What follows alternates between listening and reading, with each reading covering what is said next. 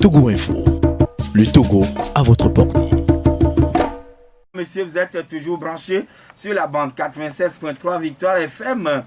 C'est vrai, en ce moment, votre radio, vous l'écoutez, cependant, quelques soucis techniques que nous sommes en train de connaître depuis quelques jours. Cependant, tous les experts, je dois le dire ainsi, sont à pied d'œuvre afin que tout revienne à la normale et que vous puissiez nous écouter en bonne et due forme. Cependant, notre invité de ce matin, c'est Folie Sativi, le premier responsable du mouvement En Aucun Cas. Alors, Folie Sativi, bonjour. Oui, bonjour, Joachim. Général Sativi, c'est ça, non? Bon, c'est à quelque sorte ça. Général, c'est mon sobriquet. C'est un sobriquet ou bien pourquoi général? Et quand est-ce que vous êtes devenu général? Bon, ce n'est pas un général d'armée quand même, mais je me définis comme un général tout-terrain parce que je suis présent sur tous les terrains, sur tous les fronts où une injustice semble être commise. Donc c'est ce qui m'a valu le nom de général et les gens sont commencé par dire toi tu es général, tu es un peu partout. Donc et ça fait que bon, je l'ai également adopté. Et vous l'avez également adopté. Folie Sativi, désormais général Sativi, qui est le premier responsable du mouvement En Aucun Cas. Est-ce que le mouvement En Aucun Cas n'est pas caduqué aujourd'hui, ne peut plus fonctionner ou on ne doit plus encore l'appeler? Bon, je ne pense pas que le mouvement En Aucun Cas soit devenu caduque. Parce que le mouvement En Aucun Cas a été créé pour œuvrer et avait pour but d'œuvrer pour l'épanouissement et puis l'émancipation totale des Togolais. Et aujourd'hui, les Togolais ne semblent pas être épanouis et émancipés. Donc, le mouvement En Aucun Cas garde toujours sa raison d'être. À moins que vous voulez faire référence à l'article de la Constitution qui stipule qu'en aucun cas nul ne peut faire plus de 2 mandats. Mais là également, elle ne peut être caduque parce que aussi longtemps que cet article n'a pas été réintégré dans la Constitution, nous ne pouvons que continuer par nous battre pour qu'elle puisse retrouver sa place dans notre Constitution. Oui, mais voilà quand même la Constitution adoptée en mai 2019, je crois, aujourd'hui ne comporte plus cette expression locutive en aucun cas. Mais en aucun cas, vous l'aviez véritablement attribué à votre association ou disons à votre mouvement pour nous dire qu'en aucun cas, Faure Gnassingbé ne doit plus être candidat. C'était ça? Oui, c'était dans cette optique, au-delà de l'objectif que nous étions assignés de faire intégrer à tout prix cette mention de la Constitution. L'objectif également était que M. Faure Gnassingbé ne puisse pas briguer un 4e mandat. Et malheureusement, il a été candidat et il il a est été élu. candidat et il est en train de vouloir faire ce 4e mandat. Mais nous sommes toujours en train de travailler d'arrache-pied pour que ce 4e mandat ne puisse pas prospérer. Mais vous aviez dit dans ce pays, cher ami, que jamais, plus jamais, Faure ne sera candidat pour les élections présidentielles 2020. Et maintenant, et vous aviez même poussé loin l'outrecuidance en disant il marchera sur mon cadavre. Ouais, vous savez. Mais voilà, Faure a été candidat. Non seulement candidat, il a battu pleinement campagne. Non seulement il a battu campagne, il a été élu. Non seulement il a été élu, mais il a été plutôt plébiscité sur les chiffres officiels. Mais vous savez, si ça ne dépendait que de ma petite personne, je ne pense pas que M. Faure Gnassingbé serait encore aujourd'hui au pouvoir ou serait en train de vouloir faire un 4e mandat. Parce qu'à notre niveau, la détermination, elle était totale. Et nous étions convaincus que si le peuple togolais nous avait suivis, s'était levé comme un seul homme, aujourd'hui, tout ça aurait été possible. Mais il faut essayer donc vous étiez dans la dynamique d'une révolution populaire? Pas dans la dynamique d'une révolution populaire, mais dans une dynamique. Dans une dynamique censée remettre de l'ordre dans la cité. Parce qu'il est anormal qu'après 2 mandats, Faure ait pu briguer un 3e et qu'il veuille encore briguer un 4e mandat. Et aujourd'hui, vous voyez, c'est parce que d'une manière ou d'une autre, on lui a permis de briguer un 4e mandat, que d'autres également dans la sous-région se disent, mais si Faure Gnassingbé arrive à briguer un 4e, c'est que nous autres pouvons également briguer un 3e mandat. Maintenant, comme je le disais, il faut revenir dans le passé pour rechercher les causes ou ce qui a pu rendre possible la candidature de M. Faure Gnassingbé. Vous savez, au moment où le peuple togolais devait être uni sur cette question, nous ne l'étions pas. À ma sortie de prison, moi je croyais encore que mes aînés étaient dans la même logique qu'avant. Je croyais qu'ils étaient restés fidèles à notre lutte commune. Mais après ma sortie de prison, j'ai eu à faire je suis passé chez presque tous les leaders, j'en ai parlé avec eux, ça a été l'objet principal de nos discussions. La plupart m'ont donné leur accord, m'ont dit qu'ils sont dans la même logique que nous, que quand le moment viendra, on sera ensemble sur ce même front. Mais quand le moment est venu, j'ai plutôt constaté qu'il y a plutôt d'autres des responsables de certains partis politiques qui faisaient même croire à l'opinion que Faure lui-même n'envisage pas d'être candidat. Donc que ça c'est un faux débat, que Faure ne veut pas être candidat et qu'actuellement il y aurait des débats au sein du parti Unir afin de pouvoir dégager une autre personne. Et donc cela a eu à fragiliser notre lutte parce que l'opinion qui devait être préparée à cela, l'opinion était plutôt dans le doute. Les gens se disaient, et si Folis TV dit, bon, il ne faudrait pas que Faure soit candidat, alors que lui-même, selon ce qu'on nous dit, Faure ne veut pas être candidat, il se prépare à choisir quelqu'un. Et à côté, vous oui, avez mais c'était quand même, on était sur le terrain politique, et c'est le pouvoir qui a entretenu le suspense jusqu'à ce que ce soit le dernier jour que le chef de l'État ait pu, disons, le président Faure ait pu accepter de briguer un nouveau mandat suite à l'appel incessant et pressant donc de ses militants. Vous savez, M. Faure Gnassingbé et les responsables de son parti étaient dans leur rôle. Parce que Faure Gnassingbé lui-même, à un moment donné, avait peur d'annoncer sa candidature. Avait peur? Il avait vraiment peur d'annoncer sa candidature. Mais parce qu'il ne savait pas. Oui. Parce qu'il avait en fait peur qu'un vent populaire ne vienne à le renverser et le pousser à fuir ce pays.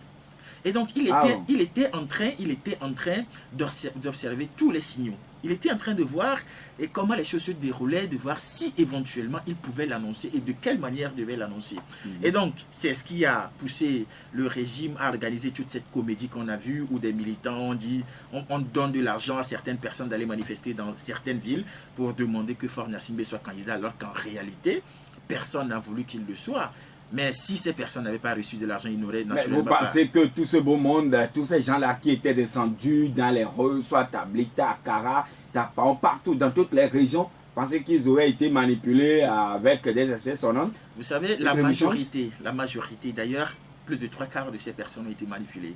Il y a dans ce pays des gens qui ont intérêt à ce que Faure Gnassingbé soit candidat. Et eux, c'est tout à fait normal qu'ils veuillent que Faure soit candidat. Parce que quand vous prenez l'exemple de la famille Adiakli, l'exemple des familles qui aujourd'hui profitent de Faure Gnassingbé, du fait que Faure Gnassingbé soit au pouvoir, c'est tout à fait normal qu'ils veuillent que Faure puisse continuer par nous diriger. Par contre, il y a des citoyens lambda. Donc, ils ont des intérêts. S'il faudrait au pouvoir, ça leur profiterait dans des domaines donnés. Parce que vous savez que Faure Gnassingbé, c'est celui qui cautionne c'est celui qui cautionne l'arbitraire, c'est celui qui cautionne la corruption et l'impunité dans ce pays.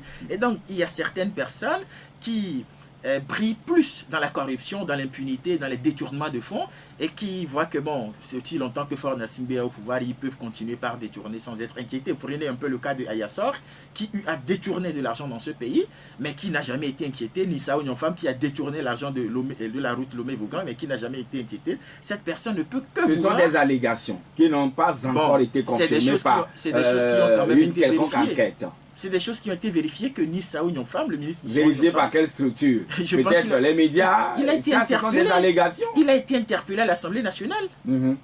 Et on lui a demandé où sont passés l'argent. Nul n'a vu l'argent. L'argent a servi à acheter le matériel. Et où sont aujourd'hui ces matériels? Elles servent aujourd'hui à quoi? À construire la route? Je ne pense pas. Et je pense que dans ces genres de contrats, quand l'État togolais veut faire quelque chose et qu'ils font un appel à soumission, tout ça, je pense qu'il y a une procédure donnée. Il y a une procédure donnée. Est-ce que la procédure n'a pas été suivie? À l'époque, on nous avait parlé de gré à gré. En fait, nous sommes en présence de ce que les juristes appellent la garantie autonome. Bon, il y a tout un processus et en temps normal, je pense que s'il est advenu que l'entreprise n'a pu réaliser le travail qui lui a été demandé, il y a quand même des actions que l'État aurait pu intenter contre cette entreprise afin de reprendre son argent. Mais aujourd'hui, on nous dit absolument rien par rapport à ce dossier, ce qui montre à suffisance qu'il y a un problème quelque part. Et donc pour vous, tout ce beau monde tapis dans l'ombre qui pille les ressources du pays, pour eux, Faure ou rien. Tout à fait. Raison pour laquelle Faure aurait accepté être candidat. Mais quand même, on peut toutefois dire que vous étiez dans un monde illusoire. quand vous teniez mordicus que Faure ne sera pas candidat, soit il va marcher sur mon cadavre, etc., etc. Vous ne voyez pas que c'était quand même de la pure illusion à l'époque? Bon, quand même, certains diront de la pure illusion, mais nous étions réalistes. Nous étions réalistes parce que si on avait travaillé de façon solidaire à ce que Faure Gnassingbé ne puisse pas être candidat, aujourd'hui on ne serait pas en train de parler encore d'élections, de fraude électorale. Oui, maintenant, à qui la faute au juste? Faure candidat, Faure réélu, Faure pour 4e mandat. À qui la faute? Bon, au peuple togolais, aux militants du Parti Unir, aux leaders politiques, ou bien à qui? Bon, moi je pense que c'est une responsabilité partagée parce que de toute façon, nous étions préparés à ce que Faure Gnassingbé cherche à passer par des manœuvres pour pouvoir se porter candidat. Et donc c'est plutôt au niveau des leaders de l'opposition et de nous-mêmes, citoyens togolais épris de liberté et de justice, que le problème s'est posé parce que nous n'avions pas été unis au moment où il le fallait. Aujourd'hui, regardez en Côte d'Ivoire. Vous qui, pas parce que vous n'avez pas été unis. Je parle de nous qui sommes aujourd'hui opposés au régime de Faure Gnassingbé. Nous n'avions pas été unis et nous n'avons pas été sincères tout au long de notre cheminement. Des gens n'ont pas joué. Oui, finalement, Founi Sativi, activiste ou bien opposant à Faure Gnassingbé? Vous savez, moi, je définis l'opposant comme celui qui n'est pas d'accord avec le mode de gouvernance dans ce pays. Tous ceux qui ne sont pas d'accord avec la manière dont les choses sont gérées, la gouvernance actuelle, sont pour moi des opposants. Alors, si nous prenons cette définition, je me reconnais comme un opposant au régime de Faure Gnassingbé. Parce que je suis opposé à tout ce qui se fait actuellement, à cette gestion calamiteuse des ressources publiques. J'y suis opposé carrément.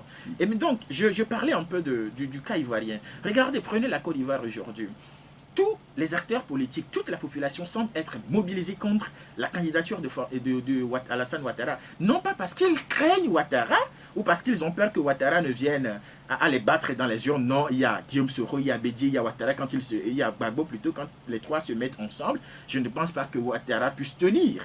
Mais ils essaient d'éviter un précédent dangereux dans l'histoire de leur pays. Parce que si aujourd'hui ils laissent Ouattara briguer un 3e mandat, demain une autre personne peut être également tentée de vouloir violer la Constitution et de faire du n'importe quoi. Parce que quand on laisse la personne violer une première fois, il peut encore violer une seconde fois. Et donc il s'agit pour eux d'arrêter le mal avant qu'elle ne devienne plus grande. Je dis souvent que quand quelqu'un vous coupe vos doigts et que vous vous taisez, c'est que demain il va demander à couper votre main et demain votre bras. Alors si vous l'arrêtez pendant qu'il voulait couper votre doigt, alors vous prévenez le danger futur qui vient. Oui, mais comme c'est de la Côte d'Ivoire dont vous parlez, ou bien à la Côte d'Ivoire faites allusion, pensez qu'aujourd'hui, les Ivoiriens peuvent stopper M. Alassane Ouattara en tout dans cas, ses ambitions? Je pense que ce peuple tel que je le connais fera tout quand même pour que Alassane investit. Alassane a déposé sa candidature. Je pense que c'est de la même manière que Blaise Compaoré avait été investi au Burkina Faso sur un terrain plein de monde, mais pareil, on a vu ce qui s'est passé. Et Blaise Compaoré a fui son pays. Aujourd'hui, il est devenu expatrié. Les situations n'étaient pas les mêmes. Bon, je pense qu'elles sont identiques. Vous savez, quand on parle un peu du peuple de Côte d'Ivoire, c'est un peuple que je respecte beaucoup. C'est un peuple qui a un degré de conscience suffisamment très élevé et qui sait s'unir autour des questions fondamentales. Regardez aujourd'hui un Soro qui s'unit au Gbagbo et à Rachel Blegoudé et à Bédié. Alors qu'ils étaient tous des ennemis. Ils étaient des ennemis. En 2010, Soro combattait avec les armes le régime de Gbagbo. Mais c'est des gens qui se mettent aujourd'hui ensemble pour pouvoir empêcher une forfaiture dans leur pays. Cela montre un peu l'issue même de cette bataille. Mais au Togo ici, nous sommes incapables de nous unir sur la petite question. Nous sommes incapables de nous unir. Notre ego, nous faisons souvent montre de notre ego que de l'intérêt général. Nous pensons plus à notre petite personne. Parce que ce n'est pas moi, alors il ne faudrait pas que ça passe. Ce n'est pas normal, c'est tout notre problème ici dans ce pays. C'est ce que vous avez décelé donc dans le comportement des Togolais? C'est ce que j'ai décelé. Parce que moi j'ai compris... Si ce n'est pas moi... Si ce n'est pas moi, ce n'est personne. Et on peut maintenir le statu quo? Oui, tout à fait. Parce que quand vous regardez d'unir jusqu'à nous, c'est la même chose. Je pense que sans lui, le Togo ne peut plus être ce qu'elle doit être. Et nous autres qui sommes également de l'opposition, nous pensons également que si ce n'est pas nous qui sommes au devant ou si ce n'est pas nous qui sommes tels, alors il faudrait que les choses restent comme ça. Et ce n'est pas normal, il faudrait qu'on puisse avancer. il faudrait qu'on avance. Ce n'est pas notre petite personne qui intéresse les Togolais, mais c'est plus la cause générale qu'on défend. C'est plus leur pain quotidien et c'est plus la liberté qu'ils veulent. Oui, mais ces derniers temps, on vous a beaucoup plus senti proche de la dynamique Monseigneur Kodjo. Est-ce que cela vous a inspiré confiance par rapport aux autres leaders quand vous étiez sortis de prison? Vous les aviez rencontrés un à un, mais quel est véritablement le sens donc de ce rapprochement entre vous et la dynamique Monseigneur Kodjo? Vous savez, mon histoire avec la dynamique Monseigneur Kodjo, elle est spéciale parce que à ma sortie de prison, la première personne que j'ai eu à visiter était Monseigneur Kodjo. Je l'ai visité. Et pourquoi vous aviez choisi rencontrer le prélat? Bon, j'ai choisi de le rencontrer parce que quand j'étais encore en prison, il faisait partie de l'une de ces personnes qui s'était vraiment battu pour que je puisse être libéré. Et donc, il était tout à fait normal que je puisse aller le remercier. Vous aviez rendu visite quand vous étiez en prison? Il était venu, mais on ne lui a pas permis de me voir. Il a été empêché. Il a été empêché de me voir. Et donc, je suis parti le voir. Et par après, nous avons reçu des invitations à prendre part à certaines réunions qui étaient censées conduire au choix d'un candidat commun pour l'opposition. Et à cette réunion, moi, j'ai toujours donné mon avis sur la question. J'ai toujours dit que le plus important sur lequel on devait se battre, c'était d'empêcher Faure Gnassingbé d'obtenir des conditions saines pour une élection transparente. Je n'ai pas été suivi pour la plupart du temps. Et par après, il s'est agi de choisir le candidat commun. J'étais le seul parmi tous à m'être opposé au choix de M. Gabriel Mensah-Guéhomé Kodjo. J'étais le seul. Et tous nos amis opposants comme société civile qui étaient dans la salle peuvent confirmer. Et j'étais la seule personne qui a également pu proposer un autre nom, à part le nom de M. Gabriel Mensah-Guéhomé Kodjo. Et si donc c'est le rôle que vous avez pu jouer à l'époque? Bon, pas ça, parce que pour moi, il s'agissait à chacun pouvait donner son choix. Oui. Et donc c'est à la fin maintenant qu'on va voir le plus rassembleur, celui qui pouvait faire l'affaire. Et moi j'avais donné en ce temps le nom du professeur David Dossé. Oui. C'était son nom que j'avais donné, c'est lui que j'avais donné en ce moment. Donc Agbéomé ne faisait pas l'unanimité? Bon, vous savez... Ou bien il ne vous inspirait pas confiance? Bon, vous savez que M. Agbéomé Kodjo, jusqu'à son choix, était sujet à beaucoup de polémiques. Mais par après, vous savez, j'ai personnellement été émerveillé par le charisme et la personnalité de M. Gabriel Mensah-Guéhomé Kodjo. Regardez un peu, un homme qui était haï par presque tout le monde, mais qui subitement s'est fait aimer par tous. C'était un peu génial. Quand vous regardez un peu toute sa campagne, il était le seul à ne pas porter un t-shirt à l'effigie de son parti. Il était le seul à ne pas passer un message partisan. Il était le seul à jouer la carte du rassembleur, de l'homme d'État. Et vraiment? Bon, en tout cas, c'est ce que j'ai observé. Et dans mes rapports personnels avec lui, j'ai constaté que c'était l'homme qu'il nous fallait. C'est si nous laissons tomber son passé. Donc, Agbéomé, vous l'avez pressenti comme étant l'homme de la situation? Il était vraiment l'homme de la situation. Poser aujourd'hui des questions... mais ce n'était pas quand même le cas au niveau de ses pairs de l'opposition, c'est-à-dire les autres leaders de l'opposition. Son choix d'ailleurs même n'avait pas quand même fait l'unanimité au sein de la classe politique togolaise. Vous savez, ce que beaucoup de gens se reprochent aujourd'hui à Agbéomé Kodjo, c'est plus son passé que ce qu'il fait aujourd'hui. C'est plus son passé. Beaucoup lui reprochent ses acquaintances avec le système en place, beaucoup lui reprochent certains actes qu'il aurait posés de par le passé. Mais moi, pour avoir côtoyé, pour le peu de temps que je l'ai côtoyé, j'ai vu plutôt en lui quelqu'un qui a changé avec le temps.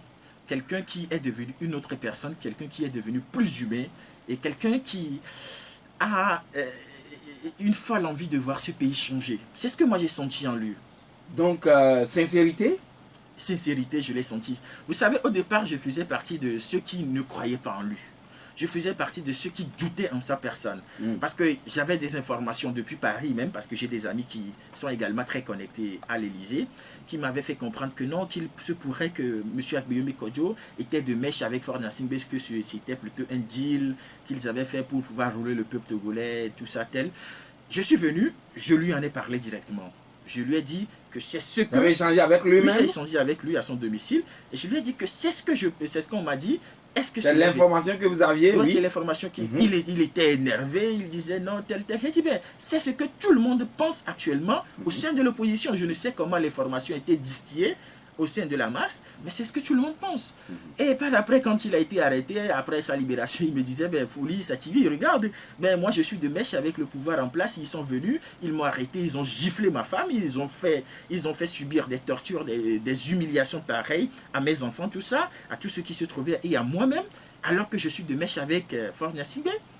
Bon, vous savez, j'ai pu comprendre que certains d'entre nous qui étions et qui sont aujourd'hui des opposants, leaders d'opinion, et d'autres qui sont des représentants diplomatiques ont eu à faire ce sont ces personnes qui ont eu à faire passer ce message-là pour semer le doute et la confusion dans les esprits afin de nous éloigner de la victoire. C'était ça. Ah oui, c'était ça. Et donc aujourd'hui, en tout cas, il y a quelques jours, disons 4 jours, vous aviez animé une conférence de presse estimant ou déclarant que M. Gabriel Mensah Guémé Kodjo, qui se trouvait dans un champ de maïs en ce moment, selon ses propres déclarations, et vous aviez dit, il vous a mandaté à prendre le relais de la réclamation de sa victoire, de sa supposée victoire. Alors, M. Sativi, que s'était-il passé entre vous et Agbeyome avant la conférence de presse? Bon, vous savez, tout d'abord, il faudrait qu'on clarifie une chose. Vous avez parlé de supposée victoire. Moi, je pense qu'il il s'agit plutôt d'une victoire. Vous savez, tout le monde a vu ce qui s'est passé le 22 février. Nous avons quand même organisé nous-mêmes notre centre de compilation au niveau du mouvement en aucun cas. Et nous avons des chiffres. Et je pense qu'au niveau des autres Votre mouvement est-il installé à l'échelle nationale? Bon, vous savez, nous avions pu, en tout cas avec nos moyens de bord, compiler les résultats de la plupart, d'au moins les 3/4 de ce pays. Avec les PV ou comment? Bon, pas avec les PV, avec les résultats que nous avons vus afficher. Nous avons pu collecter tout ça. Et c'est ce qui a fait que, bon, nous autres avons dit dès les premières heures que c'était M. Gabriel Mensah Guémé Kodjo qui était le gagnant. Celui qui n'est pas d'accord, qu'il vienne s'en prendre à nous, il n'y a pas de souci. Et je pense que c'est la même situation aujourd'hui avec les autres responsables de partis politiques et au sein de la société civile. Je prends l'exemple de nos amis des forces du consensus démocratique et qui regroupaient la société civile et à la tête duquel se trouvait Maître Sousa Javon. Ben, vous savez, la société civile à travers ce regroupement avait également un centre de compilation et des résultats. La société civile devait même annoncer les résultats avant la proclamation officielle au regard de ce que nous avons sous la main. Mais la loi n'autorise pas ce genre de comportement. Bon, connaissant le régime, c'était la méthode qui avait été adoptée. Mais quand à un moment donné, des gens ont senti que c'était plutôt M. Gabriel Mensah Guémé Kodjo qui était à la tête, et ils n'ont plus voulu poser cet acte. C'était vraiment dommage qu'on agisse en fonction de nos intérêts. Donc, ils pensaient à un autre leader, disons, à un autre candidat, et puis les donnes ont changé, et donc ils n'ont plus voulu soutenir ou accompagner votre candidat Agbeyome. Bon, c'est ce que j'ai compris, c'est ce que j'ai cru comprendre, que des gens étaient solidement attachés à un candidat, et c'était plutôt ce candidat qu'ils voulaient voir gagner. Mais malheureusement, les Togolais en ont décidé autrement et ils étaient mécontents. Je ne sais pas les griefs personnels qu'ils ont contre M. Gabriel Mensah Guémé Kodjo, mais quoi qu'il en soit, je pense que il faudrait qu'on puisse être sincère et honnête dans tout ce qu'on fait. C'est ce que moi je pense. Et par exemple, nous au mouvement, nous n'avons soutenu aucun candidat. Nous avons appelé à voter tous les candidats. Et nous avons dit à la conférence de presse qui a précédé les élections que nous allons aider le candidat de l'opposition qui arrivera en tête à obtenir, à arracher, à jouir effectivement de sa victoire. Et si aujourd'hui c'était plutôt Jean-Pierre Fabre, ou Camille Olou ou Aimé Gogué, nous serons également en train de l'accompagner pour qu'il puisse jouir effectivement de son pouvoir. Nous, ce n'est pas la personne. Vous n'avez pas voulu faire du faux, donc vous joignez un peu, entre parenthèses, l'acte à la parole. Tout à fait, tout à fait. Parce que, vous savez, dans cette lutte, ce n'est pas la personne qui intéresse. Et moi je pensais que, et je le pense toujours que, on aurait pu, la classe politique de l'opposition, la société civile aurait pu aider M. Gabriel Mensah Guémé Kodjo. Lui-même, quand vous discutez avec lui, il est conscient que sa petite personne, ce n'était pas sa petite personne qui intéressait les Togolais. Les Togolais n'ont pas voté pour lui-même. Les Togolais ont voté pour un idéal. Et donc, il comprend, et demain, s'il arrivait à être président, il saura qu'il n'est pas assez populaire dans le pays. Et si à la moindre erreur, il pourra être éjecté par ceux-là même qui l'ont aidé à arriver. Il était conscient de cette réalité. Et c'est pourquoi si vous l'écoutez, il dit souvent que non, que ce n'est pas lui qui a gagné, c'est grâce à Monseigneur Kodro et à tous ceux qui l'ont soutenu qu'il a pu gagner. Donc il était conscient de cela. Mais bon, il n'est pas encore trop tard pour que nous puissions corriger les erreurs du passé.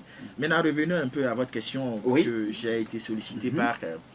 Est-ce que Agbeyome Kodjo, Monsieur Gabriel Mensah Agbeyome Kodjo, vous a mandaté à maintenant reprendre le flambeau de la lutte ou de la réclamation de sa victoire volée, comme il le dit? Bon, vous savez, il y a des gens qui ont parlé de mandat, mais moi, ce que j'ai dit dans ma déclaration, c'était que j'ai été sollicité par Monsieur Gabriel Mensah Agbeyome Kodjo. Lui-même ou bien la dynamique? Lui-même. Agbeyome lui-même. Pour apporter ma petite pierre à la manifestation de la vérité. C'est ce que j'ai dit. Il est passé par personne interposée pour me contacter. On s'est beaucoup parlé. Au départ, j'avais quelques doutes. J'hésitais à prendre une décision parce que j'étais partagé entre mes émotions et la raison. Mais à la fin, j'ai fait prévaloir sur mes émotions ma raison et j'ai accepté cette tâche parce que de toute façon, nous avons un devoir envers ce pays, la libérer du joug dictatorial. Nous devons le faire. C'était un impératif. Libérer donc le pays du joug dictatorial, dites-vous? Oui, du joug dictatorial. Vous n'êtes pas d'accord qu'on est aujourd'hui dans une dictature? Bon, si vous ne l'êtes pas, bon, de toute façon, tout le monde sait qu'aujourd'hui, nous sommes... Non, moi, je vous écoute et je vous reprends, c'est ce que je fais. D'accord. En tout cas, nous avons une obligation, celle de libérer ce pays des mains de ce système, de ce régime dictatorial. Oui, et concrètement, quelle est la mission que M. Agbeyome Kodjo vous a assignée? Moi, il s'agit pour moi d'apporter également... Vous dites qu'il vous a sollicité. D'aider ceux qui sont déjà en train de travailler d'arrache-pied pour la manifestation de la vérité des urnes à pouvoir réussir leur mission. Donc, il y a la dynamique, les gens de la dynamique eux-mêmes qui sont en train de faire un travail colossal, des gens qui sont de la diaspora qui font également quelque chose, et d'autres personnes qui sont également en train de faire leur part. Et donc, il s'agit pour moi d'apporter également ma petite touche à ce qui se fait actuellement pour qu'on puisse avancer. Donc, c'est ça un peu mon travail. Et parlons-en, vous savez, dans mes échanges avec M. Gabriel Mensah Agbeyome Kodjo, j'ai pu obtenir de lui l'engagement de ne faire qu'un mandat unique lorsqu'il viendrait à jouir effectivement de sa victoire. Alors, c'est forme d'une transition? Oui, juste pour pouvoir remettre de l'ordre dans le pays et après maintenant il va partir. C'est en tout cas l'engagement. En tout cas, c'est ce que les uns les autres, toujours les opposants disent, mais une fois arrivé, Patrice Talon avait dit, tenu ces mêmes propos, mais une fois qu'il s'est installé dans le fauteuil présidentiel, l'ambition semble aujourd'hui, en tout cas, prendre une autre tournure. Bon, jusqu'alors, le président Patrice Talon n'a pas encore dit qu'il se présenterait. Il y a le FA qui aurait, je ne sais pas comment on l'appelle en français, mais les oracles ou quelque chose comme ça, qui aurait dit, monsieur Talon, il faut briguer un nouveau mandat. Bon, vous savez, le FA peut dire autre chose, les oracles peuvent dire autre chose, mais monsieur Patrice Talon, c'est à lui que revient la décision finale. Et jusqu'alors, je ne vois en lui aucune envie de faire un deuxième mandat. Du moins, il ne l'a pas encore exprimé. Il a encore jusqu'en 2021 pour exprimer clairement sa position. Et donc, M. Agbeyome Kodjo vous a sollicité pour que vous puissiez continuer par réclamer sa victoire. Ouais. Mais pas quoi sa victoire, concrètement? Mais la vérité des urnes. Vérité des urnes. Moi, je parle plus de la vérité des urnes. D'accord. Parce que... Ce qui dit, vous ne croyez pas aux chiffres officiels avancés, vous aussi? Oui, je ne crois pas aux chiffres officiels avancés. Et vous savez, quand vous regardez un peu les chiffres qui ont été proclamés, quand vous calculez le pourcentage qui ne donne pas 100%, quand vous voyez le nombre total d'inscrits annoncés par la CENI et le nombre total d'inscrits annoncés par la Cour constitutionnelle, qui sont carrément différents, le nombre total de votants annoncés par la CENI, le nombre total de votants annoncés par la Cour constitutionnelle, qui sont également très différents, alors vous constatez qu'il y a problème quelque part et que quelqu'un, ou sinon les deux, ne disent pas la vérité. Et c'est d'ailleurs pourquoi, entre-temps, moi, j'ai apporté plainte devant le procureur de la République contre M. Abdou Assouma pour manipulation des résultats. Vous aviez déposé une plainte? J'ai déposé une plainte en bonne et due forme contre M. Abdou Assouma afin qu'il puisse répondre de ses actes parce que le monsieur a manipulé les chiffres. Quand on prend un peu les résultats qu'il a annoncés, juste après la proclamation des résultats par la CENI, vous voyez que le pourcentage global fait 101,5%. Ce n'est pas normal. Ça fait 101,5%. Et quand vous voyez les chiffres qu'il a donnés, c'est des chiffres qui sont carrément différents de la réalité. Et donc, par après... Pourquoi dites-vous que ce sont des chiffres qui sont différents de la réalité, étant donné que la Cour constitutionnelle doit corriger ce que la CENI, entre-temps, aurait peut-être gonflé ou réduit, peut-être pris à minima. Donc, la Cour constitutionnelle a le droit ou toutes les prérogatives de rétablir tout dans son cadre normal. Si nous étions en présence d'une Cour constitutionnelle légitime, c'est ce qui aurait pu être fait, mais nous sommes en présence de gens nommés par Faure Gnassingbé, de gens qui prêtent allégeance à Faure Gnassingbé, de gens qui travaillent exclusivement pour la conservation du pouvoir par le régime en place. Et donc, il est tout à fait normal qu'ils ne puissent pas communiquer les vrais résultats ici, issus des urnes. Et prenez un peu ce que j'étais en train de dire. Vous savez qu'au Togo, il y a eu des décisions de proclamation des résultats définitifs par la Cour constitutionnelle. Abdou Assouma a proclamé un premier résultat qui était erroné, dont les chiffres étaient extrêmement révoltants. Et par après, je ne sais pas si c'est peut-être des gens qui lui ont soufflé ça à l'oreille. Ils sont revenus dans une autre décision qui n'a pas été communiquée au peuple togolais pour dire non, qu'ils avalisent plutôt la décision donnée par la CENI. Ce n'est pas normal. Et je pense que même l'ANC... Raison pour laquelle, oui, à lui. Même l'ANC a eu à relever ses insuffisances et a saisi la CEDEAO aux fins d'annulation des résultats de l'élection présidentielle. Donc je pense que ce n'est pas moi seul qui suis en train de voir les choses sous tout angle, mais c'est plus tout le monde. Et aujourd'hui... Oui, autrement dit, la Cour constitutionnelle ne vous a pas inspiré confiance? La Cour constitutionnelle, en tout cas, n'inspire confiance à aucun Togolais dans ce pays. Regardez à l'investiture de Faure. C'est le président de la Cour constitutionnelle qui joue au griot. Le président de la Cour constitutionnelle qui se comporte comme s'il était un militant d'UNIR. Et oui, d'ailleurs... après tout, il est quand même citoyen togolais. Et qui doit avoir aussi un penchant. Quand vous occupez une certaine fonction, oui, vous devez être neutre et impartial. Vous devez garder votre position pour vous-même. Elle ne doit pas être extériorisée. Vous êtes président de la Cour constitutionnelle, ce qui vous suppose que c'est vous qui départagez tous les camps. Oui. Alors si vous avez un parti pris préalable, ce qui suppose que tout ce que vous allez dire par après seront biaisés. Elles ne reflèteront en rien la réalité parce que vous allez travailler à harmoniser vos positions en fonction de vos convictions. Et ce n'est pas normal. Il faudrait que ceux qui sont en charge, c'est ceux qui président les institutions de ce pays, puissent avoir le minimum de probité morale. C'est tout ce qu'on leur demande. Folie Sativi, le général Folie Sativi, qui est le premier responsable du mouvement. En aucun cas, c'est lui qui est notre invité ce matin. Et nous sommes en train de débattre des principaux sujets d'actualité dans le pays avant peut-être de remonter vers l'extérieur aussi. Mais quand même, Folie Sativi, je reviens encore à cet aspect de la chose. Guillaume vous a mandaté de pouvoir continuer à revendiquer la manifestation de la vérité des urnes. Comment allez-vous vous y prendre? Vous savez, moi j'ai toujours pensé qu'il n'y avait pas que les manifestations populaires. Il y avait également d'autres choses. Et dans ce pays, en tout cas c'est sur une question sur laquelle je souhaitais intervenir, mais il n'y a pas de souci, je peux donner un avant-goût. Nous n'avions pas encore essayé le boycott économique dans ce pays. Je pense que c'est une stratégie. Le boycott économique, c'est une stratégie qui sera au cœur de la plupart des actions que nous aurons à mener dans les prochains jours. Oui, boycott économique, vous savez, ça dit. Il s'agit pour nous de boycotter certaines entreprises, les produits de certaines sociétés et de certaines sociétés et de certaines personnes. Aujourd'hui, les Togolais seront appelés dans les prochains jours à boycotter les entreprises des pays qui ont soutenu le régime Gnassingbé, qui ont félicité Faure Gnassingbé pour sa victoire. Il s'agit pour eux de boycotter les produits de ces personnes qui soutiennent, qui apportent leur soutien de quelque manière ou d'autre à ce système en place. Par exemple, nous savons qu'il y a certaines personnes qui soutiennent ce régime et qui ont des entreprises qui produisent des choses. Les Togolais doivent donc commencer par apprendre à boycotter leurs produits. Mais nous sommes des consommateurs de ces produits, d'accord, mais quelle sera l'alternative?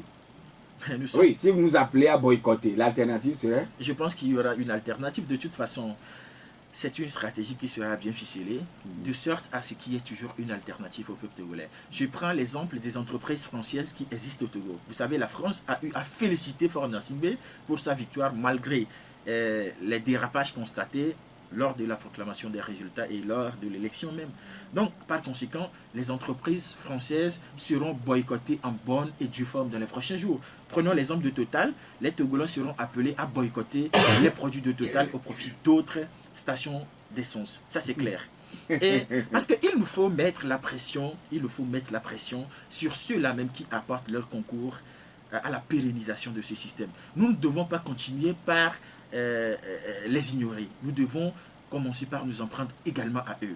Et vous pensez que vous serez suivi? En tout cas, j'ose croire que les Togolais, actuellement épris de liberté et de justice, feront le maximum pour que nous puissions arriver à bout de ce système. Et si ça doit passer par un boycott économique, alors je les invite à s'y donner à 100%. À part le boycott économique, il y aura naturellement des grèves. Nous allons appliquer également les grèves. Grève? Les grèves, Vous n'êtes pas un mouvement syndical, cher ami. Donc vous savez, on n'a pas nécessairement besoin d'être un mouvement syndical pour appeler à une grève. Aujourd'hui, nous avons des entreprises qui exploitent, et maltraitent nos concitoyens avec la bénédiction du système en place. Et ces entreprises font tout pour que Faure Gnassingbé puisse rester parce qu'ils savent qu'aussi longtemps que Faure Gnassingbé est au pouvoir, ils peuvent continuer par payer aux Togolais des salaires de misère et pas les traiter comme des chiens. Alors, il s'agit pour nous d'appeler nos concitoyens à organiser des grèves dans toutes les entreprises afin d'amener ces personnes à dire à Faure Gnassingbé si c'est à cause de toi que nos business seront gâtés ou nos sociétés tomberont en panne. Connaissant bien la psychologie, la mentalité des Togolais, vous pensez que le Togolais qui va respecter votre mot ou disons peut-être s'adonner, observer une grève, un mouvement de grève et que dès lors qu'il sera renvoyé, bon, vous savez, c'est pourquoi je dis qu'il s'agira d'une stratégie bien ficelée. Il y a à côté ce que nous appelons les fonds solidaires que nous allons mettre en place, de sorte à ce que ceux qui auront à subir des situations pareilles puissent être soutenus. Vraiment? Naturellement, nous allons organiser dans les prochains jours. Tout ça, je suis juste en train de donner un avant-goût de ce que nous sommes en train de préparer. En temps normal, c'est des choses que nous désirons annoncer à travers des conférences de presse. Mais il n'y a quand même pas de problème. Nous en parlons pour l'instant et quand le moment viendra, nous donnerons beaucoup plus de détails. Mais quoi qu'il en soit, j'aimerais dire une chose à mes compatriotes. C'est que dans la vie, il y a un prix pour toute chose. De la même manière que pour obtenir son diplôme ou le baccalauréat, il faut beaucoup apprendre, il faut payer un prix, il faut peut-être observer des nuits blanches. C'est ça, des nuits blanches et tout ça. Pour pouvoir bien réviser. Également, l'alternance, la liberté et la démocratie a un prix. Moi, par exemple, je suis prêt à retourner en prison, à payer de ma vie pour que nous puissions obtenir le changement. Alors, mes compatriotes également doivent chercher... Donc vous n'avez pas peur si on vous invite encore à la justice ou peut-être on vous interpelle par rapport à à cette panoplie d'activités, d'actions que vous escomptez déployer dans les prochains jours? Mais avoir peur de quoi? Vous savez, nous autres sommes déjà devenus des cabris morts. Si le régime veut qu'il nous convoque de nouveau à la justice, nous répondons présent. De toute façon, moi j'avais déjà dit que je ne partirai jamais en exil. Ça, je l'avais déjà martelé. Je ne partirai jamais en exil, je n'irai nulle part, je ferai le combat ici jusqu'à ce qu'elle n'aboutisse. Oui, mais alors, celui qui vous aurait sollicité, lui, il a fui. Vous savez, dans la posture de où est-ce qu'il se trouve actuellement? Dans la posture de M. Gabriel Messang-Guéomé Kodjo, il était tout à fait normal qu'il se mette à l'abri. Parce que si aujourd'hui on atteint M. Gabriel Messang-Guéomé Kodjo, c'est tout le peuple togolais qui est atteint. Si on arrive à le tuer, alors c'est fini. Il n'y aura plus de revendication de victoire. Il n'y aura plus quoi que ce soit. Alors, ça c'est vous que M.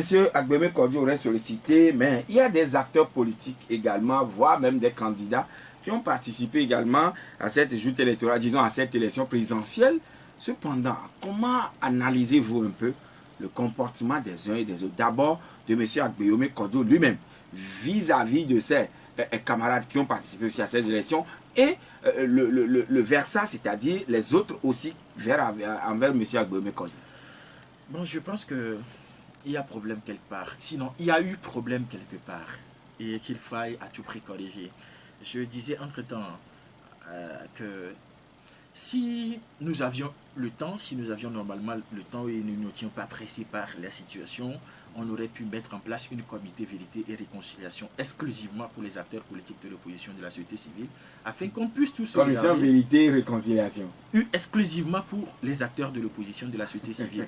Parce qu'il faut aujourd'hui qu'entre nous, nous puissions arriver à nous parler, que chacun arrive à dire à l'autre ce qu'il a sur le cœur. Parce que chacun d'entre nous a aujourd'hui beaucoup sur le cœur, et c'est au nom de toutes ces rancunes, de toutes ces colères, de ces frustrations, et qui fait qu'aujourd'hui nous semblons être un peu hypocrites. Nous semblons être un peu hypocrites. On se dit, bon, que telle personne m'a fait telle chose par le passé, donc moi je ne vais pas le soutenir, ou telle personne a eu à dire telle chose sur moi, et donc, bon, je m'en fiche de pas mal de ce qu'il est en train de faire, tel. Je pense que ça ne nous avantage pas dans ce pays.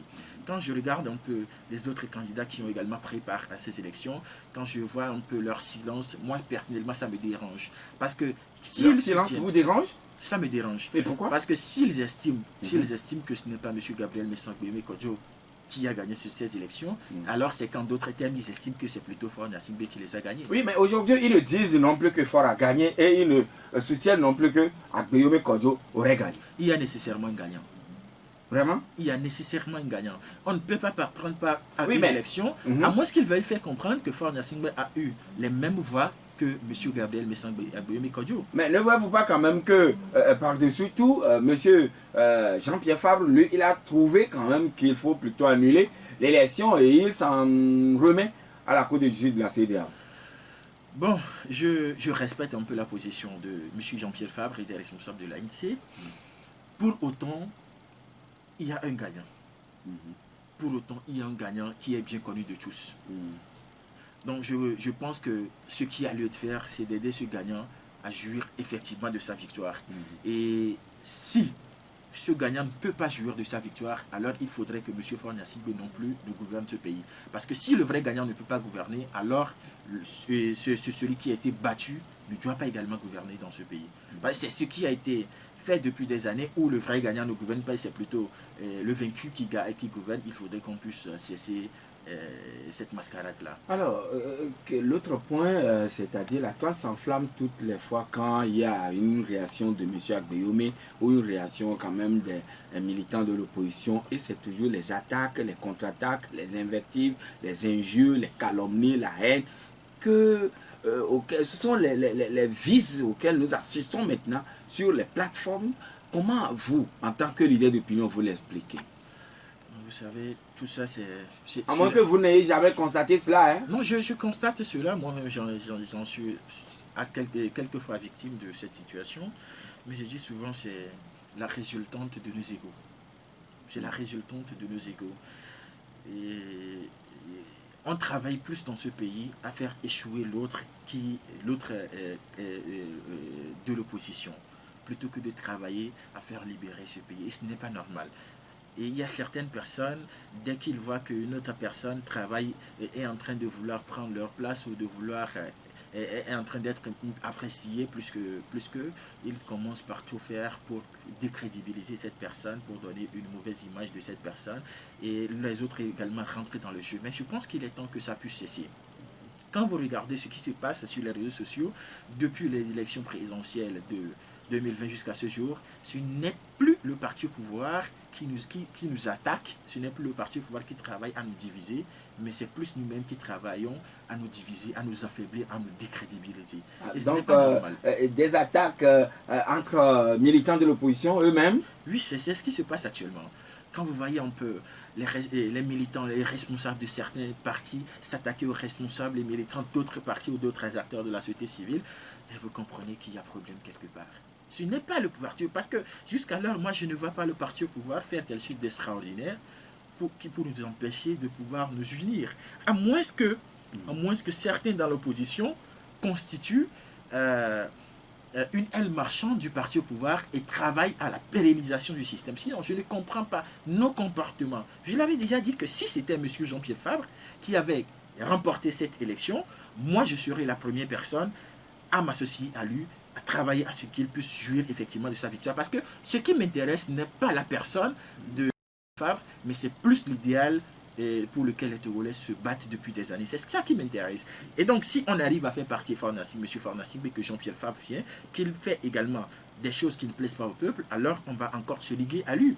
Si demain, on arrive à faire en sorte que M. Agbeome Kodjo jouisse pleinement de son pouvoir et qu'il commence à faire des choses, à gaffer, mais je serai également la première personne qui sortira pour dire, mais M. Gabriel, il faudrait que tu arrêtes. Donc, pour moi, ce n'est pas la personne qui doit nous intéresser. Donc, vous ne mettez pas, en tout cas, la personne ou, disons, un leader, ou vous ne suivez pas un leader, mais plutôt vous suivez un idéal d'intérêt national. Tout à fait. C'est ce que moi je suis, en tout cas. Vraiment? C'est ce que je suis. Oui, mais comment peut-on expliquer le fait qu'on en arrive là et que les militants des partis s'attaquent entre eux, s'invectivent entre eux, et y a-t-il quand même possibilité que ceux-là puissent sortir de ce carcan un jour? Mais vous savez, le jeu a été foutu également d'avance.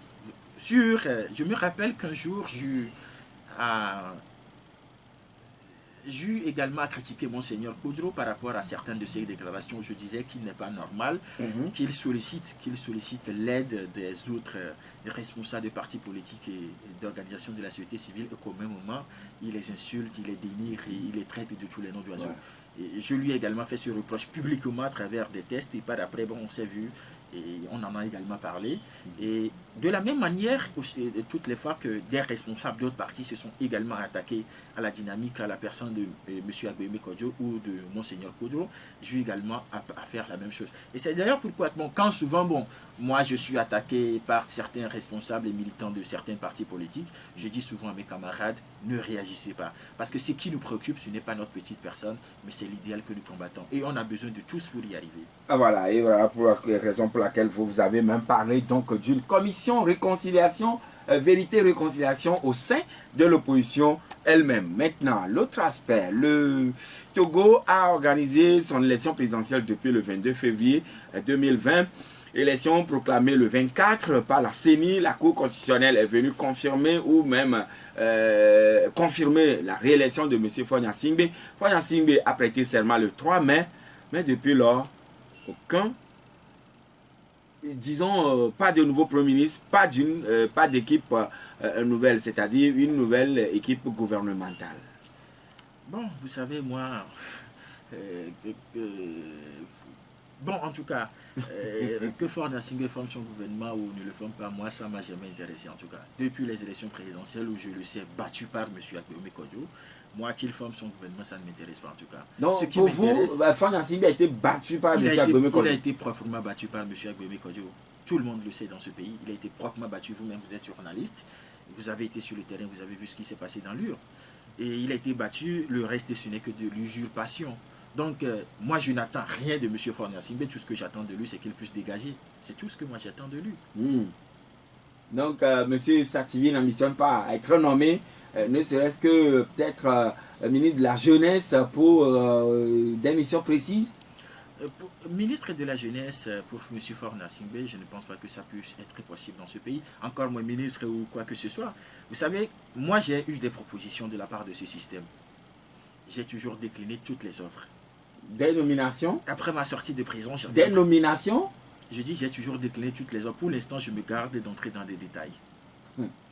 Après ma sortie de prison, il m'a été demandé de rencontrer M. Fornassimbe dans le cadre d'une visite privée qui ne devait être connue de personne. J'ai dit, je ne le rencontre pas dans le cadre d'une visite privée. Ça ne peut qu'être que dans le cadre d'une visite officielle. S'il est d'accord, on se voit, on se parle en présence d'autres leaders d'organisations de la société civile et de la jeunesse. Mais si ce n'est pas le cas, on ne se voit pas. Et c'est ainsi jusqu'à ce jour. C'est d'ailleurs ce pourquoi, lors de la plupart de mes visites à l'extérieur, je prends toujours le soin d'informer les gens à l'avance. C'était du mépris vis-à-vis donc du président. Quoi qu'on dise, c'est lui qui est le président de la République à l'époque. Mais pourquoi est-ce qu'un président de la République, même s'il était de l'époque, choisirait de rencontrer un leader d'opinion, une personnalité publique dans le cadre d'une visite secrète? Oui, mais quand même au village, quand peut-être vous avez commis une faute ou bien vous avez fait quelque chose, pas poser des actes malveillants, mais peut-être vous avez commis une gaffe, qu'est-ce qu'on fait? On essaie quand même de vous, de discuter, d'échanger avec vous, d'abord en souterrain, en catimini, avant de pouvoir se retrouver en public. Mais Ou bien encore faut-il qu'il y ait faute. Je ne pense pas avoir commis une faute contre M. Fornasingwe. C'est lui plutôt qui en a commis contre moi en me privant injustement de ma liberté pendant 14 mois. Donc c'est à lui qui me doit des excuses. Ah. Et moi, je n'ai rien à cirer avec M. Fornasingwe. S'il veut me rencontrer, du moins, je l'avais déjà dit à la personne envoyée, et je le dis également officiellement aujourd'hui, que s'il veut me rencontrer, ça ne peut qu'être que dans le cadre d'une visite officielle. Et je pense que là, le temps est déjà passé parce qu'il n'est plus le président. Donc, M. Sativi n'est intéressé en rien du tout venant donc du pouvoir de Fornasingwe. Non, je ne suis intéressé par rien. Ni par leur argent à eux, ni par une quelconque nomination, ni par une rencontre, qu'elle soit secrète ou privée, je ne sais pas. Donc, si on vous comprend très bien pour vous, à Guillaume ou rien. En tout cas, c'est lui qui a gagné les élections. Il faudrait qu'il puisse jouir de son pouvoir. Folie Sativi, vous ambitionnez créer un nouveau parti politique? Je n'ai jamais ambitionné de créer un parti politique en tout cas. Nous avons juste annoncé le lancement prochain d'un front commun pour le changement, d'un front qui est censé regrouper toutes les forces qui travaillent dans ce pays pour l'avènement du changement. Et donc c'est dans cette optique que nous étions. Entre-temps, peut-être j'ai lu certains organes de presse et dire que, bien, vu que je serai bientôt leader d'un parti politique, oui, ça se comprend aussi, au regard des informations qu'ils ont, parce que entre-temps, nous avons voulu enregistrer le mouvement en aucun cas comme une simple association, parce que depuis très longtemps, quand nous déposons des lettres pour manifester tel au nom du mouvement, en aucun cas, ils nous font comprendre que le mouvement n'a pas de base légale, parce qu'elle n'est pas enregistrée, alors qu'en réalité, le mouvement, en aucun cas, est un regroupement d'associations légalement constituées et n'avait plus besoin d'être enregistré. Mais quand même, on a voulu l'enregistrer pour finir avec cette question. Et quand nous sommes partis, nous étions surpris de constater que les gardes du ministère nous disent qu'on ne peut pas enregistrer le mouvement en aucun cas comme une simple association, mais comme un parti politique. Si nous voulons l'enregistrer comme parti politique, ils peuvent le faire, mais si c'est comme une association, ils ne vont pas l'enregistrer. Et depuis, ça fait déjà plus de 2 mois qu'ils sont en train de nous traîner. Les gars vont au ministère, tel, pour la même chose, et ils essaient de les tourner en rond. Ils ne veulent pas l'enregistrer. Ils nous disent qu'on n'a pas de base légale. Donc c'est eux qui vous poussent maintenant à créer un parti politique? Ce sont eux qui nous poussent à créer un parti politique pour mieux nous enfermer. Et vous-même, vous voulez bien sûr créer un parti politique aussi? Bon, moi je ne me vois pas pour l'instant président d'un parti politique au Togo. Je ne me vois pas encore président d'un parti politique au Togo. Peut-être viendra-t-il avec le temps. Ça dit que ce que les uns les autres font à la tête de leur parti, vraiment ne vous enchante pas, ne vous contente pas. Non, vous savez, avant de créer un parti politique, il faut s'assurer d'avoir toutes les cartes en main. Aujourd'hui, je n'ai pas encore toutes les cartes en main pour pouvoir créer un parti politique. C'est pourquoi je dis que ça viendra peut-être avec le temps, mais pour l'heure, nous ne sommes pas à ce stade. Il nous reste encore quelques minutes, mais madame, monsieur, vous qui nous écoutez, si peut-être vous êtes à l'écoute et vous voudrez poser une question donc à monsieur Folie Sativi, si malgré les quelques soucis que nous avons, oui, la radio vraiment a quelques soucis ce matin. Cependant, si vous nous écoutez et vous avez une question donc à poser à notre invité, vous êtes tout de même le bienvenu dans Audi Actu. Encore une fois, nous vous présentons toutes nos excuses pour tout ce que vous constatez d'anormal ce matin, et c'est purement technique, il faut le dire. À l'international, voilà, Alassane Dramane Ouattara ne veut pas donner donc le passeport diplomatique à Laurent Gbagbo, et son nom est radié sur la liste des électeurs, ce que les pro-Gbagbo n'admettent pas, et eux comptent coûte que coûte, vaille que vaille, déposer le dossier de candidature de Laurent Gbagbo. Vous savez, ce qui se passe actuellement en Côte d'Ivoire est vraiment très choquant. Est vraiment très choquant. Et ce que fait M. Alassane Ouattara est encore plus.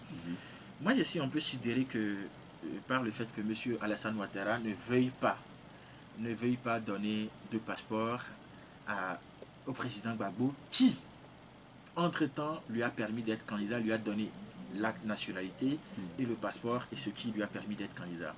Je suis un peu choqué par cela, mais j'ose croire que Alassane Ouattara reviendra de meilleurs sentiments. Sinon, il risque de brûler la Côte d'Ivoire, comme l'a déjà dit quelqu'un. Voilà. Et maintenant, en Guinée, voilà, c'est le 18 août, 18 octobre qu'ils seront également dans les urnes. Et Monsieur Alpha Condé, celui-là qui était le sapeur-pompier au Togo, lui-même, il veut briguer un troisième mandat. Vous savez, je me rappelle que c'est dans votre studio ici que j'avais dit que Monsieur Alpha Condé ne jouait pas franc jeu dans le dossier togolais.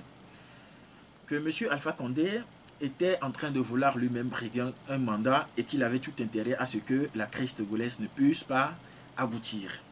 Je l'avais dit ici et c'est ce qui se confirme aujourd'hui.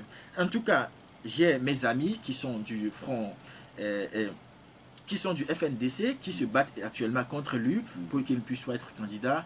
Et je leur souhaite le meilleur, je leur souhaite de pouvoir réussir là où nous autres avons failli. Mais celui d'Alain Diallo, le chef de file de l'opposition de l'autre côté, ou bien disons en Guinée, il ne clarifie toujours pas sa position et ce que ceux-là qui vont debout, il lui demande quand même que, monsieur, s'il vous plaît, est-ce que vous participerez à l'élection? Donnez-nous votre position très claire. Bon, je pense que Céline Celui d'Alain Diallo. Excusez-moi, celui d'Alain Diallo est un acteur politique très averti. Il sait ce qu'il est en train de faire. Il sait quand il sera opportun pour lui d'annoncer sa candidature. Et s'il ne devait pas y aller, il sait également pourquoi il ne devait pas y aller. Mais de toute façon, je connais le peuple guinéen. C'est un peuple très fier, un peuple très vaillant, un peuple très résilient. Et je sais quand même qu'ils arriveront à bout de leur dictature à eux aussi. Eh bien, au Mali, la CEDEAO n'est pas d'accord.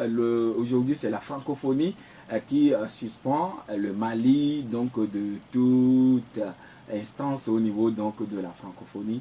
Alors finalement, les soldats veulent aussi diriger le pays alors que c'est le peuple qui était dans la rue pour faire partir Ibeka. Bon, vous savez, ce qui se joue au Mali, c'est plus des questions d'intérêt, des questions d'intérêt international. C'est ce qui se joue au Mali, en tout cas, à l'heure actuelle. Observez bien, le peuple malien s'est mobilisé massivement dans la rue. Elle a demandé la démission de Ibeka. L'armée malienne, qui contrairement à l'armée togolaise est une armée républicaine, a pris ses responsabilités en offrant au peuple ce qu'il souhaite. Et la communauté internationale s'indigne alors que c'est cette même communauté internationale qui avait soutenu de par le passé l'intervention de l'armée dans des conflits politiques. Prenez le cas du Soudan où la communauté internationale a félicité dans son ensemble l'intervention de l'armée contre Omar el-Béchir. Maintenant, comment comprendre que cette même communauté internationale s'indigne aujourd'hui contre les militaires maliens? Ce n'est pas compréhensible. Et ce qui choque en tout cas, Omar el-Béchir, il était déjà accusé par la Cour pénale internationale. Il était dans le viseur de la Cour pénale internationale où un mandat d'arrêt avait été déjà émis contre lui. On lui reproche beaucoup de choses et il est aussi un chef d'État qui a duré trop longtemps au pouvoir. Contrairement au Mali, Ibeka était donc régulièrement dans son deuxième mandat. Ben, peut-être parce que, bon, Ibeka... Ne voyez-vous pas que les situations ne sont pas les mêmes? Non, la situation est similaire parce que, de toute façon, qu'il y ait eu mandat d'arrêt international ou pas, il y a quand même un fait, c'est que le peuple en a eu marre à un moment donné de leurs dirigeants. Et le peuple a demandé que ces dirigeants puissent démissionner. Mais l'armée est intervenue, a pris parti pour la population et a fait ce qu'il fallait. Donc, je pense que la communauté internationale devait revoir ses positions et cesser de jouer à ces jeux hypocrites. Sinon, elle risque de n'avoir plus de crédibilité. Aujourd'hui, quand vous parlez de la CEDEAO togolais, ça n'inspire plus confiance. Ça n'inspire plus confiance. Oui, mais voilà, CEDEAO, c'est vrai, nous sommes à la fin de l'émission. Cependant, aujourd'hui, la CEDEAO ne joue pas quand même son rôle en amont aux crises, face aux crises, ou bien ne prévient pas les crises, mais plutôt elle vient en sapeur-pompier. Actuellement, la Côte d'Ivoire est sur une pente très glissante. On n'entend pas la CEDEAO branchée. La Guinée, la CEDEAO ne dit rien. Mais finalement, est-ce que la CEDEAO n'attend que les crises pour intervenir, parler de rétablissement de l'ordre constitutionnel? Bon, vous savez, toutes les fois que la CEDEAO, la communauté internationale, est intervenue, c'est quand l'intérêt de l'un de leurs membres est menacé. C'est quand leurs privilèges sont menacés. Et ils ne sont jamais intervenus quand l'intérêt des peuples étaient menacés ou quand les peuples Quand on tue les citoyens, étaient tyrannisés. la CEDEAO ne réagit pas. Elle ne réagit pas, elle n'intervient jamais.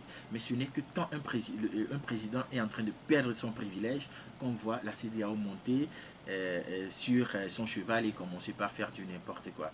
Dans la crise togolaise, on a vu que la CEDEAO était venue plutôt pour aider M. Faure Gnassingbé à se maintenir plutôt que d'aider le peuple à se libérer.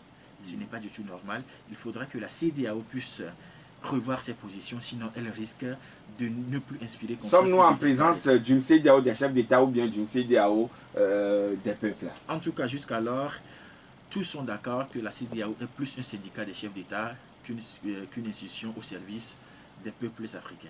Général Foley Sativi, votre mot de fin.